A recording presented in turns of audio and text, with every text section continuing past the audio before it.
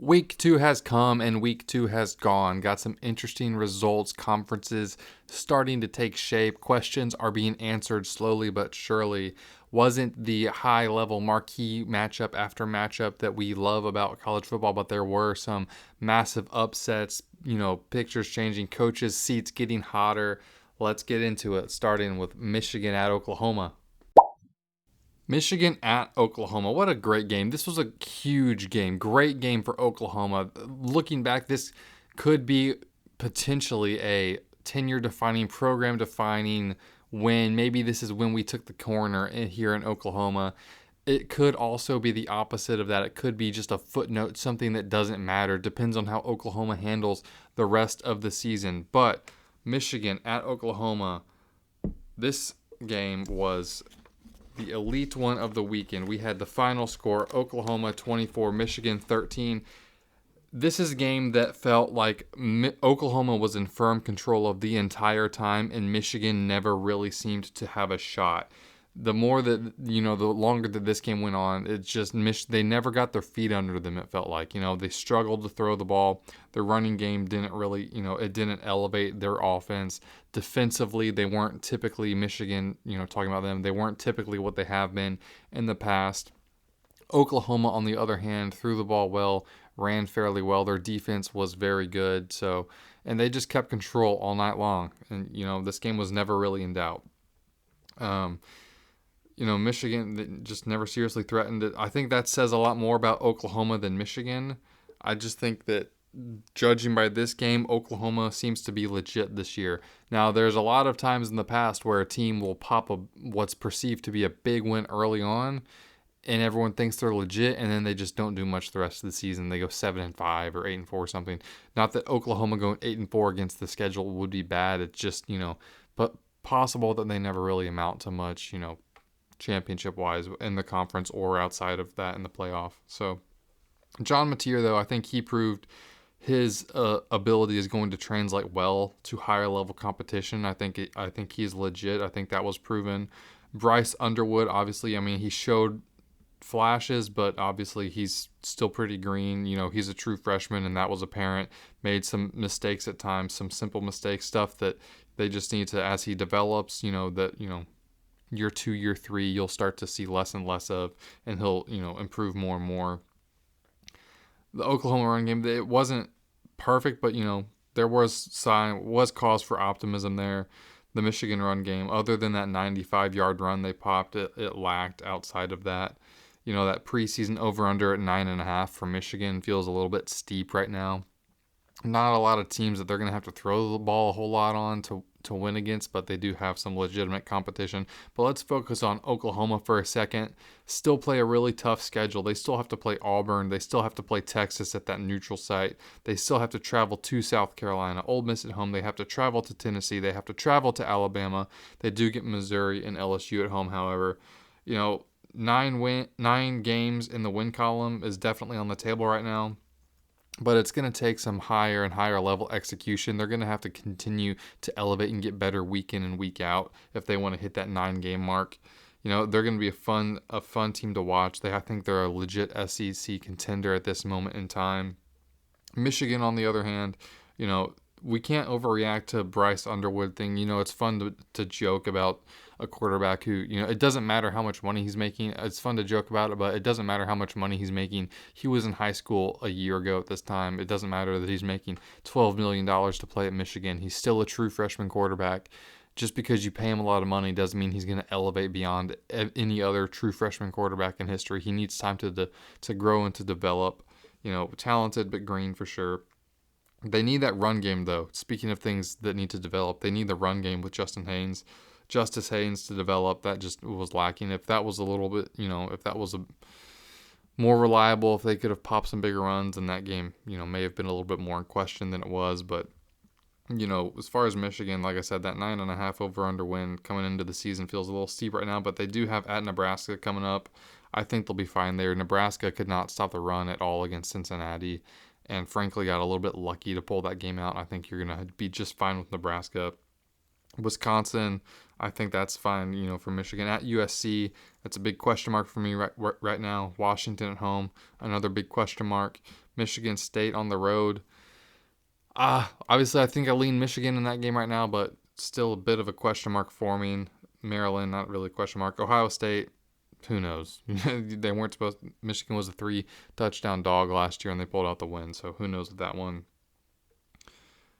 Easily eight wins, maybe 9, but still under that 9.5 mark. I don't see them competing for the Big Ten right now. It's just, and I don't think they will this year at all. It's not just at this moment in time. I don't think that there's going to be a point this year where Michigan's play elevates to the point of them being a conference title contender or a playoff contender. I think they're still at least 1 or 2 years away. But all in all, pretty good game. Happy for Oklahoma to win. It's good to see them kind of rejoin that table in college football, and the pendulum swinging, away from Michigan right now, but they got to pull that thing back. I wanted to get some thoughts on the Big 12, and there was a lot of games this week that I watched that are good games, but I just don't know that they're all worth breaking down individually one by one, but I do want to kind of touch on them. So I just wanted to focus on the Big 12 kind of as a whole for a moment. What is the Big 12 this year? Where do they rank among their Power 4 counterparts? I think that if you're going to list conference strength, I last year would have done SEC, Big Ten, SEC. You can nitpick things, but they're a solid, obvious clear 1 and 2. I would have put probably the Big 12 as the clear third Power 4 conference last year. But this year, judging off what we've seen the first 2 weeks, I think I might put the ACC over the Big 12 right now. The ACC, obviously Clemson, they're cause for concern at the moment, but they still should be no worse than third in the ACC. Florida State, they've apparently arrived back, at the table in that conference. And then Miami, we've really just seen them play Notre Dame in week 1, but they looked pretty legit. So I don't think the Big 12 has that, even a clear number 1 team, let alone 3 clear potential number 1 teams.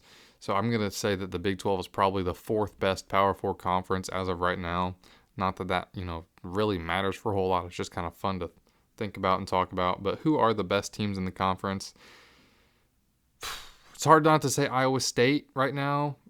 Texas Tech, they haven't played anyone yet, but there's more and more reason for optimism there. Those transfer portal additions have, and just that team offensively has been pretty lethal thus far. Utah, they've looked pretty good. Haven't been truly tested yet, but not a whole lot of reason for concern there. And then TCU, we saw, the pants job that they did to North Carolina in week 1, and I think they're gonna grow more and more into probably a legitimate threat there in the Big 12. The current odds for the Big 12 right now is for the championship in that conference is Utah plus 410, Texas Tech plus 500, TCU plus 600. Iowa State and Baylor are tied at plus 700. I think that's interesting to me. I feel like Iowa State is, compared to Baylor, has proven a lot more so far. Obviously they've played Kansas State, they've played Iowa. I think that they have, they've won those games. It's not like they have a close loss. So I'm honestly not sure why Iowa State is 4th, tied with Baylor right now. But Arizona State, they're plus 800 after that loss to Mississippi State. Obviously not a conference game, but that loss and the way that they played, they kind of got exposed a little bit. So their odds have shifted. But tough results so far in this conference. Obviously, Oklahoma State, that 69-3 loss to Oregon is just inexcusable. I just said, talked about Arizona State losing to Mississippi State, who they definitely were last year the worst team in the SEC, and this year they're, if not the worst team in the SEC, they're going to be, the 15th best team behind. It's probably a fight between them and Kentucky as who's going to be the worst team in the conference this year. So that's not great news for Arizona State or the Big 12 that you're losing to, the SEC's probable worst team. Kansas State is not even sure what to say. They just lost to Army. They barely beat North Dakota. They obviously lost in Ireland to Iowa State, but really, they're 1 and 2, and they barely won a dogfight against North Dakota. They are damn close to being 0 and 3 right now. So a lot of questions in my head about Kansas State. Colorado, they played Georgia Tech and they lost that game. So Kansas, you just played at Missouri, and lost. So all of these opportunities that the Big 12 has had so far, they've lost most of them. There are some big wins though. TCU obviously over North Carolina, Utah over UCLA, but UCLA is terrible. They just got beat by UNLV. So Iowa State, they beat Iowa. It's not a bad win, but I'd say it's a mid-tier win. It's not like an elite level win because Iowa just refuses. They just have like a principled stance against playing offense. If they could just hand all of their offensive possessions, away and just never play offense, I think they probably would. So good win because they're, defensively they're good, just offensively they're nothing. So Baylor at SMU, good out of conference, Big 12 over ACC win, but I think I don't think that's gonna necessarily, we're gonna look back and be like, wow, that marquee win at SMU for Baylor is really jumping out. So not feeling confident, in the conference, producing a high level contender. I'm interested to see where those four, Iowa State, Texas Tech, Utah, and TCU wind up. But I just think that the Big 12, they're competitive, balanced. Yes, it seems like maybe there's a bigger gap this year between Tier 1 and 2. I think it's more defined, but I'm still skeptical about that Tier 1 being, anyone in there being a real contender outside of the conference. So just some thoughts on the Big 12. All right, time for some fun topics. One of the best things about college football, aside from your team winning at a high level, is hate watching or watching upsets just in general. And boy, did we get an upset on Saturday. South Florida goes into the swamp and comes out with a win against the Florida Gators. USF 18, Florida 16. The biggest winner, aside from USF in this, is the Billy Napier critics and Florida's SEC opponents, because Florida got absolutely pantsed in this game. The veil of superiority or competition, I guess, if you want to call it that, just the veil of power that Florida kind of was masquerading around in because of their last couple of games in 2024 and just the talent roster they have and the offseason narrative, that veil is gone, and it's gone in flames thanks to the South Florida Bulls. The game management here for Florida and the play calling was just bad. And it's play calling a lot of times, it's very rare. It seems, or I'll say this, it's a lot more often than not that you're talking about play calling in a bad realm than you are in a good realm. There's not a lot of times that you hear, man, this OC or whoever the play caller is, head coach, OC, whatever, is really just lighting them up right now. It happens more frequently, but if you're hearing someone talk about play calling, it's probably because they're bitching about it. So again, here for Florida, I don't like to do it too much because there's a lot that goes into it that we, just never know. But there's just inexplicable, calls, running on passing downs, passing on running downs, just misuse of clock management. That combined with the fact that DJ Lagway just didn't play well or up to his potential at all, it was just recipe for disaster, obviously. If you go back and look at the stats, it's not terrible, but it's just the situational decisions in the game, throughout the flow of the game that are just bad. They're not there. Whenever you need that ball to get a first down or what, it's just not there. And that's kind of what tells, the tale on this one. USF didn't play the best either, but they were definitely beneficiaries of Florida's decision making and just poor execution. Florida, they're just undisciplined, among other things, too. 11 penalties for 103 yards. You're just handing them the whole length of the field there. They're -1 in the turnover column. For Florida on 3rd and 4th downs, they were 4 of 12. USF was 7 of 17. USF, they got a safety on a bad snap. USF did, for a punt. Florida was trying to punt, and they snapped the ball behind the punter into the end zone, resulted in a safety. That was the 2 points that, lost you the game right there. So, finals 18-16. So,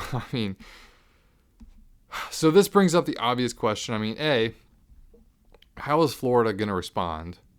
They go to LSU this week. USF goes to Miami. So both of these teams have legitimate opponents and legitimate challenges and tests in front of them this week that what the results of those games tell us, I'm not quite sure yet. But I mean, I think Florida could go and beat LSU, and I still think that that's not good enough at this point. You know, it's year 4 for Billy Napier. He's 20-20 as his overall record.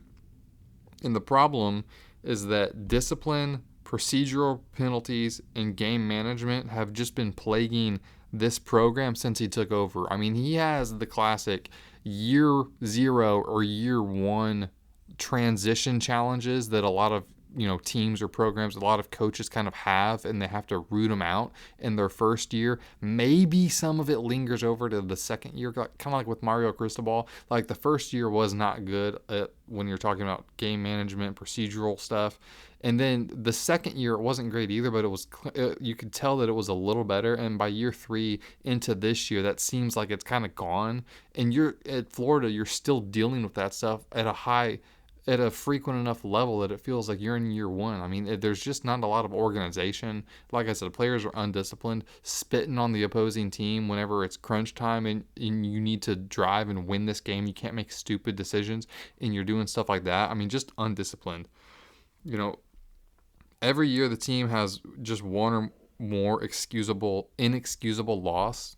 Talking about Florida here, USF, this is just the latest example. Another thing, it's just year 1 mistakes in year 4. It's year 1 performance in year 4. And so I just don't think there's a whole lot more to be said about Florida in that regard. They're the 12th. I know you take talent roster with a grain of salt, especially if you're comparing top 10 teams. But whenever you're talking about Florida, who has the 12th overall talent roster in the sport, and USF has the 61st overall talent roster, I mean, like I said, take talent rosters with a grain of salt because it's not always balanced. Just because you have a high-level talent roster doesn't mean that you have a good offensive line, for example. But whenever you're talking about the difference in 12 and 61, I mean, there's by far big enough of a gap there that these kind of results really shouldn't happen.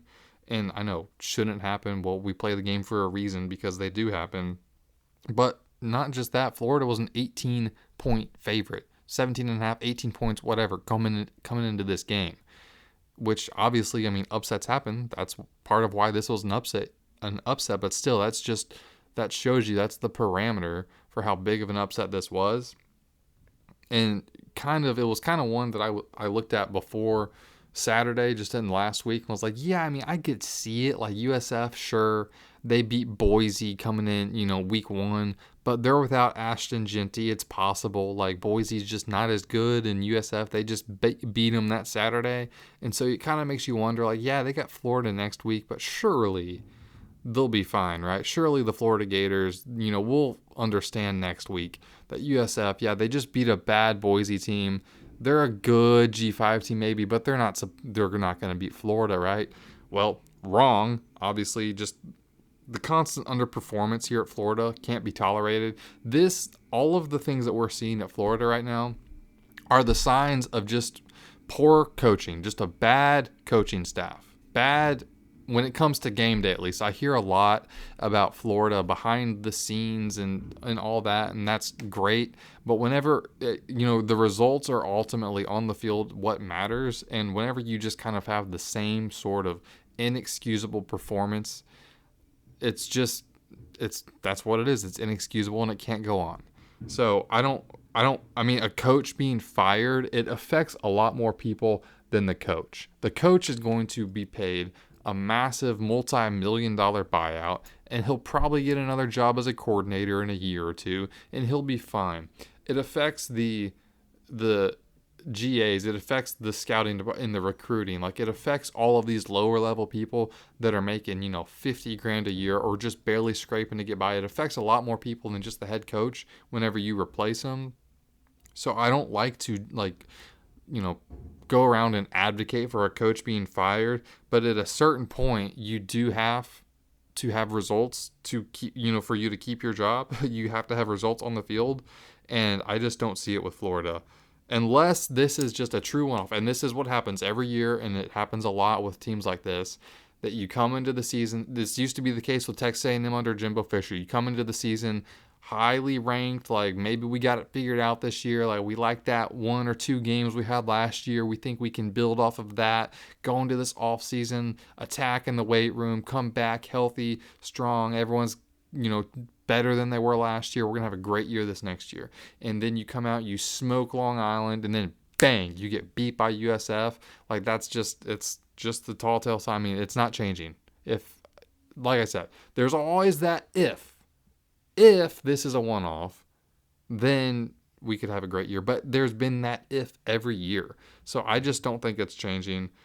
I mean, does there technically lie a possibility of them getting their act together and going on a run? Technically, yeah. But I don't think that that's going to happen. And I don't think that there's enough that you can do at this point. If you're Billy Napier, especially with the schedule you have coming up, I mean, like I said, at LSU this weekend, then you go to Miami, then you've got Texas at home, but then you go to Texas A&M, you got Mississippi State, Georgia, at Kentucky, at Ole Miss, Tennessee, and Florida State. So, I mean, there's a lot of losses coming up here. And I mean, there could be a couple big wins, but there's going to be more losses than there are wins. And at the end of the day, I'm not so sure that you're even going to make a bowl game this year. And I think that they're sick of it there in Gainesville. I don't know when. I don't know what the breaking point is going to be for Billy Napier this year, but I think that this year is the breaking point. Now, it is worth being said that Scott Strickland did release a statement throwing his support behind Billy Napier after this weekend because of the hysteria that ensued after, obviously. But I think that's just kind of like he's not being fired right now sort of thing. Like, I don't think they're going to take him into next season if they go 5-7 or 4-8 or something like that. So right now, yes, he's the coach. Right now, yes, the AD has backed Billy Napier. 4 weeks from now, if you go in and you get beat by LSU and you get beat by Miami and you get beat by Texas all before your road game to A&M, I don't know that Billy's there. If you get beat by A&M, I don't know that Billy's there going into Mississippi State and if you have 4 losses in a row, which is entirely likely, by the way. So again, the coach is being fired. There's 2 sides to it. There's always for fans. If I was a Florida fan, let's put it this way. If I was a Florida fan, yes, I would want Billy Napier fired, and I would want to go hire someone else. I mean, if that day comes, we can talk about it. We can talk about the candidates. We can talk about, the ramifications of a coaching change there in Gainesville. So I'll just kind of leave it at that for now. But something in Florida needs to change, and I think this season it probably will.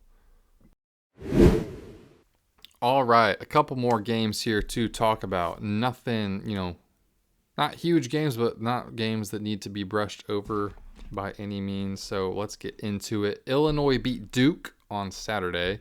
So final was Illinois 45, Duke 19. The game was close for a little while, but Illinois pulled away. So it's good there. It seems like Illinois, I think, it seems like, judging off this result, that they may be, a quality Big Ten team. Duke is a quality opponent. They're not as good as Illinois, but I think they are a quality opponent. Luke Altmaier had a great game, though, throwing the ball. He was 22 of 31 for 296 and 3 touchdowns. Pretty good game from him. The run game for Illinois was a little ish, needs some improvement.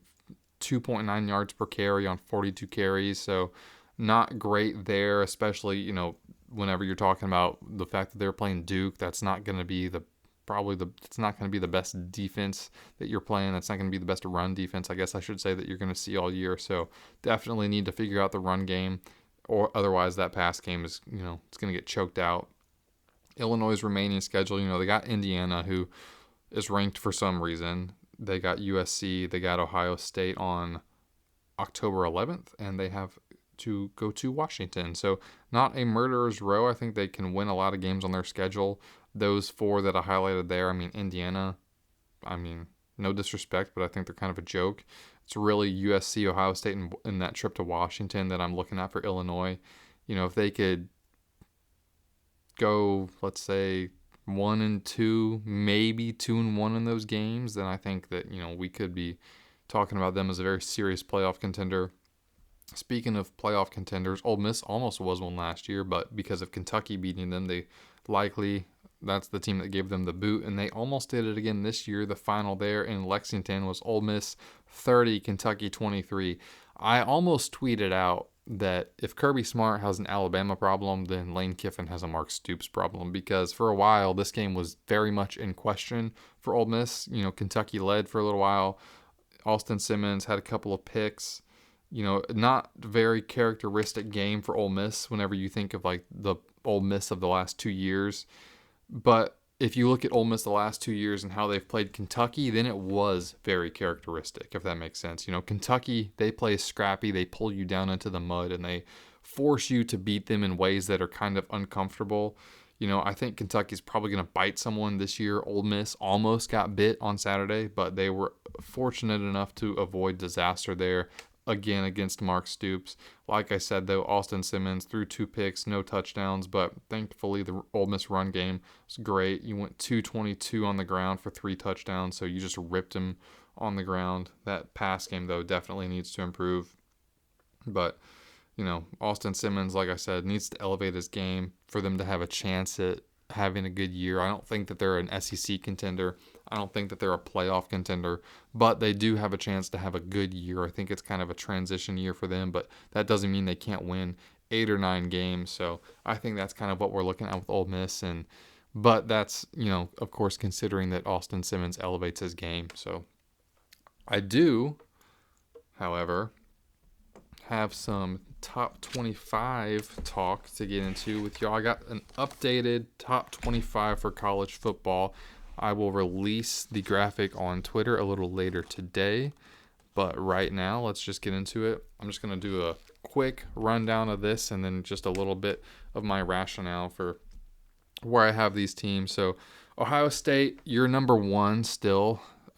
Elite defense from what I've seen. You have that good win over Texas, which I think is gonna age questionably, but it's not gonna age poorly. It's just a matter of how well it ages that I'm kind of questioning, but it's not gonna age poorly. Penn State, I've got you at number 2. You haven't really been tested yet, but I think because of your returning production and the potential that you have this year, I'm gonna leave you at number 2. Obviously, some of that, and I know that this can be a problem, but we're not to the point yet. There is a point when you do have to entirely remove yourself from preseason expectations. But for some of these teams, until I'm proven wrong on it, I think I'm gonna leave them kind of higher up there. Georgia, just the consistency and performance. Austin Peay, there is that, but just the eye test. I mean, it's Georgia. It's a lazy excuse, but it's Georgia. Until we're proven otherwise, Georgia's probably going to be a top 5 team for me. Miami, that win over Notre Dame, obviously one of the best ones of the year. You looked really good doing it as well. Same with Ole Miss at Clemson, although that Clemson win didn't age super well last week, and neither did you with that performance over LA Tech. But I think LSU is definitely going to be a top 5 team as of right now. Oregon, you dominated Oklahoma State. You haven't really been super tested yet, but high-level talent. Still, like I said, a little bit based on projections still, unfortunately, but I think Oregon, you're going to still end up being a top 10 team. Texas, this is probably the team that's most questionable in the top 10 for me. I have you at number 7, and again, I think that we're going to find out here pretty quick whether or not that is deserving. I'm not going to do let me just go off on a tangent real quick. RG3, I mean, I have such a love-hate thing. The dude's never met me. He's never heard my name. He probably never will. That's fine. He's all over the place. I can have an opinion on him. Can you stop with this, but no, I don't hear the arch haters now after he plays San Jose State? Of course you don't. It's because we're watching actual football games. No one's going to trash him for throwing, there's nothing there. No performance. Why are you touting his performance against San Jose State on Twitter like it's like you're proving your point? It's stupid. It's stupid and it's lazy. It's just engagement farming. It's stupid. Notre Dame, have you at number 8. Again, I mean, we're going to find out this week probably whether or not that's deserving. Iowa State, hell of a body of work. I got you at number 9. Clemson, your returning talent. I think that you still have a chance to be a top 10 team. So until you find yourself losing again, which could happen this week, then I got you at 10. Illinois, you have that good win over Duke. I think it's a quality win. Like I said, not an elite team, but they are a quality opponent. Oklahoma, definitely based upon the talent that you brought in and that win over Michigan, you're definitely in the top 12. Florida State obviously has that win over Bama. USC, I've got you ranked because, let's be honest, it's purely based on my preseason opinion of you. And as soon as I have some ground to stand on where to put you that's, different from that, I'll act accordingly. Texas Tech, you've smoked everyone you've played, but you haven't played anyone yet. Georgia Tech, I think that, a good win over Colorado for y'all, even though it was kind of sloppy. We're going to find out this weekend if you're deserving of that 16th overall ranking. South Carolina, that three-headed monster you have is kind of what's carrying you right now. I'm very much looking forward to that game at Vanderbilt you have coming up. Alabama, this is mostly to do with staff, talent roster, and, potential. If Bama goes and they get smoked by Georgia and they come out of September 2-2, I'm not going to have you ranked. Texas A&M, again, results kind of, I'll say questionable. We'll find out, this is a common theme thus far, but we'll find out this weekend who you are. Missouri, win over Kansas, decent body of work there. Tennessee, you're going to, again, we'll find out this weekend. A loaded slate this week if you haven't picked up on that by now. USF, probably the best resume in the country. Back-to-back top 25 wins for the Bulls there in South Florida. Michigan, I got you at 23 right now. That may change by the time you see the graphic. A little bit doubtful on you. Utah, welcome back. Ole Miss, you have a conference win, so it was over Kentucky, but body of work, we have to reward that. So if the farther the season goes on, that obviously can change.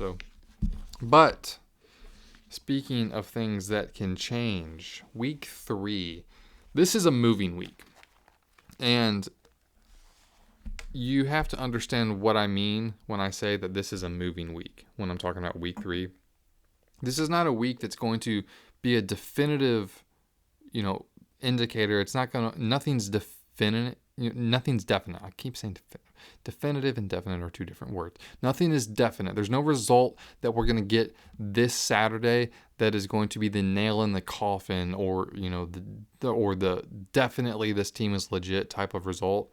Although there are some pretty glaring results that we are going to get. Clemson at Georgia Tech this week. How is that going to if Georgia Tech wins, for example, that result's going to do a number of things. It's going to shine Georgia Tech. It's going to shine a very bright light on them. People are going to look at them very seriously, and they're going to get a lot of credit because they'll deserve it, and they're going to be looked at as a true ACC playoff contender. LSU will be looked at as maybe a bit overrated if Georgia Tech beats Clemson, because LSU's rating right now, their ranking is purely based off of that Clemson win being a high-level victory. So if Clemson comes out and they're 1-2 before they've played before the end of September, I think that's going to probably hurt the perception around LSU a little bit too. If Clemson wins, it's going to boost that LSU perception. It's going to kind of dampen, Georgia Tech. They're going to be looked at as, man, you were really exciting us. This was your shot to really arrive on the scene this year, and you missed it. So we'll be back with you in a couple weeks. That's kind of how that's going to be.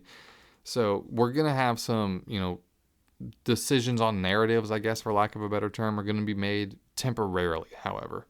Wisconsin and Alabama, this is a good kind of bounce back spot for Alabama. Although the true test for Bama is going to be the week, their next game whenever they play Georgia in Athens. That's going to be the game that we judge Alabama on for probably the bulk of the rest of the season, unless they just go on a tear and end up 10-2. That Georgia game with Alabama is going to be what they're judged on. But this Wisconsin game is going to be somewhat of an indicator as to what problems there are terminal and what problems there are not. So, and speaking of Georgia, you go to Tennessee this weekend. Big game here for both sides, obviously. Georgia, if they go in there and win, then they're probably going to be, could be number one in the country, at least probably number two. They're definitely going to, vault themselves into that, first, SEC championship contender conversation, obviously back to the playoffs. If Georgia wins, Tennessee, pretty much what I just said about Georgia will, nearly apply to Tennessee. It'll be definitely, I think, a lot more impressive if Tennessee pulls off the win here because of the way that they had to trade quarterbacks with UCLA, over the offseason. But that's going to, kind of give us a big, we're going to find out about Tennessee and Georgia this weekend. So that's that. USF at Miami. Now, as compared to last week, I'm not as worried about Miami with USF coming into this week because I think Miami will take care of business.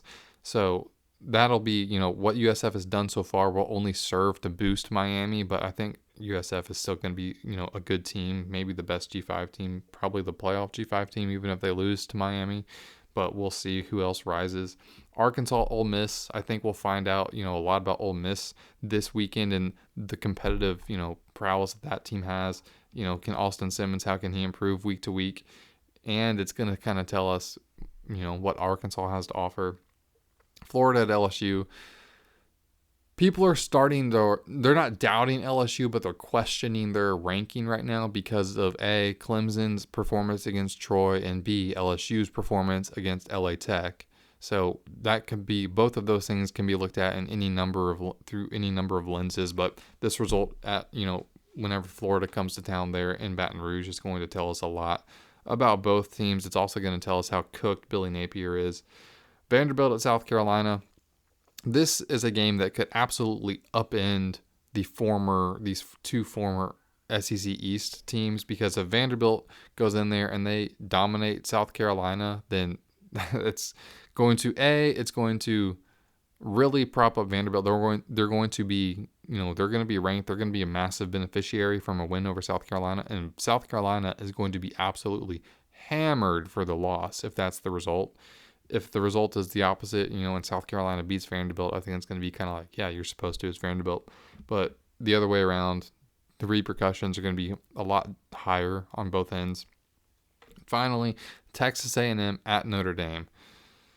Arguably, there's Georgia and Tennessee, but aside from that, this is definitely the marquee matchup of the weekend. A lot is going to be found out about both teams. Obviously, Notre Dame lost to Miami in that week 1 game. What problems did they have that are terminal? What can they clean up? How can they bounce back from that?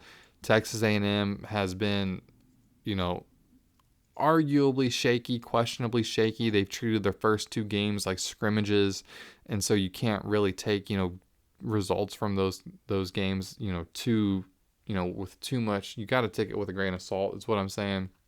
How big of a grain of salt is it? We'll find out this weekend whether Texas A&M is going to be Texas 8-4 again, I think. But like I said, nothing definite will be decided, but trajectories will kind of be set a little bit. We're going to learn a lot about a lot of these teams this weekend. But week 3, big weekend coming up of college football. Going to have a full breakdown of probably all of those games, maybe some more coming up later in this week, probably on Thursday. But until next time, thanks for listening to this episode of the College Football Podcast. Make sure you follow me on Twitter at Campus Pigskin. It's where you can follow and interact with me throughout the week and see all of the badass graphics I post about all of this conversation. But make sure you follow the podcast, like if you're on YouTube, subscribe, leave a 5-star review, and see you later this week. Thanks for listening.